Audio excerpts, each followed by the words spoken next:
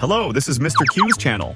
Previous episode, we chatted about the typical characteristics of whale players. And today, let's talk about the second player type, rockfish.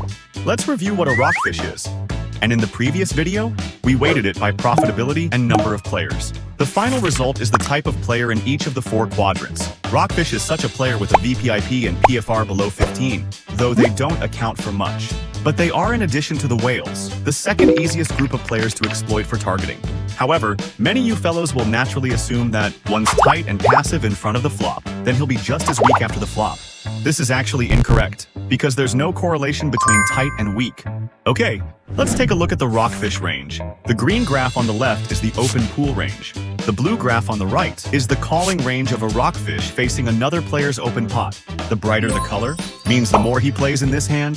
And the shark, compared to AKA the best playing regular player, rockfish have a very tight pre-flop open pool range. Not even cards like King 10 suited are played much. Meanwhile, rockfish's calling range is also tight, most notably in their range of calling bets. The percentage of flush combinations is very low. This is in contrast to the whales mentioned in the last installment of the video. It's the opposite. For such a player, our targeting method is also very simple.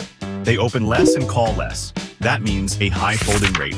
Then we just need to try and bluff them more often, especially with small and medium flush draws.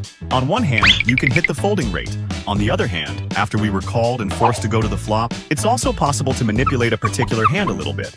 But once called, if the board is bad or hand is not good enough, then don't force to call, go on a more barrel. Always be prepared for a tactical retreat. Then we come to the post-flop. First of all, here's the rockfish 3 streets attacking situation. The betting frequencies are 57, 47, and 52. The frequency is fairly standard. However, due to their tight pre-flop range, the same numbers represent frequencies will be much stronger than other player types. These 3 charts in the middle is the scaled distribution of the rockfish's 3 street bets and the corresponding arrangement. The bottom 3 sheets are an overview of the alignment distribution. Okay, let's take out the flop C-bet. Compare that to the shark player. Both player types have similar favorite sizes, both 50% and 66%. But it's obvious, rockfish's C-bet is a notch higher. 84% of the time he'll have hit a pair or a hearing draw. Top pair in 42% of cases. Good kicker as well as above better hands. It's about 10% higher than even the sharks. Especially, rockfish here will have tons of overpairs. This is also due to the fact that in their pre-flop range, there are just too many big pairs. Then it's easy to deal with a rockfish C-bet. First of all, we are no longer defending with pure 2 high cards. After all, even if you hit an extra high card, you don't know if you bad beat him or not. And secondly, we can give up some small and medium pairs with nothing to draw. More defense against gut shot, straight draws, flush draw, etc. Can be bad beat over pair. Combination as good as set. Good. Next, we'll look at the rockfish's 3 barrel in a row. Rockfish is betting pretty frequently, but the hands when they bet are really strong. 88% top pair and above. Here, the sharks are at 76%.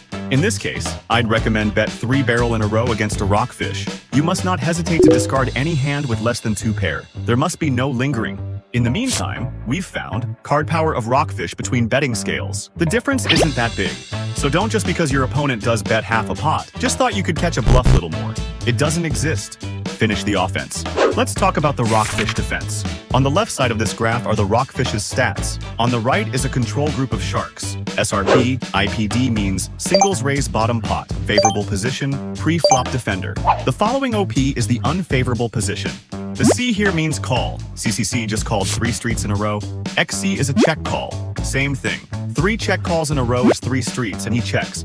The first thing we can notice is that rockfish calls very infrequently. We can even use any card here, betting 55% to 66% bluffs, because the opponent is far from the minimum defense frequency. When we hold strong cards, we need to be careful, because we know if we want to make a value bet of 50% of the pot size, we need to win 33% here. And that means we can't use a hand that's weaker than 33% of our opponent's calling range after making value bets. If you take into account your opponent's raise, the hand needed here is much stronger. In the range of the rockfish's calling in the diagram, with 35% of the top pair and below, so we should never make a value bet with top pair here, because odds are you're going to be called by a hand bigger than yours. And facing the shark is fine, because the shark is in the calling range, top pair weak kicker, and below makes up 32% of the power of the hand alone. So your top pair is going to win this part of the hand. Alright, these are the main technical characteristics of the rockfish. Want to see more about the other characteristics of the rockfish? You can leave a comment below.